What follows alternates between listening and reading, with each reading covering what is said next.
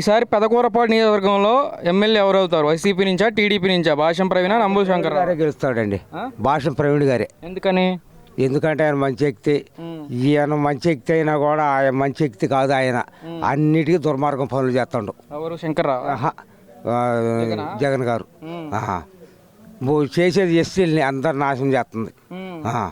మరి ఈసారి ఎవరిని గెలిపించుకుంటారు? ఈ తెలుగుదేశాన్ని గెలిపించుకుంటామండి. ఓకే. ఇక్కడ మరి భాష్యం ప్రవీణ్కి ఎన్ని ఓట్ల మెజార్టీతో గెలిపించారు? దాదాపు ఒక 10-12 మెజార్టీతో గెలుస్తాడు. పక్క. మరి స్థానికంగా ఏమైనా సమస్యలు ఉన్నాయా? ఎమ్మెల్యే వస్తే ఇవి చెయ్యాలి మాకు, ఇవి ఉన్నాయి ఇంకా మాకు ఇక్కడ ఏమి లేవు అండి. ఆయన మాకు చెప్పినా వాళ్ళు ఏం చేయరు. టీడీపీ వస్తే అందరికి న్యాయం జరిగిద్ది. మరి చంద్రబాబు ఎన్ని సీట్లతో ఈసారి ముఖ్యమంత్రి అవుతారు? ముఖ్యమంత్రి ఆయన ఖాయం. 120 కానీ 130 కానీ ఖాయం అండి. పక్క ఖాయమే. అనుమానం పడాల్సి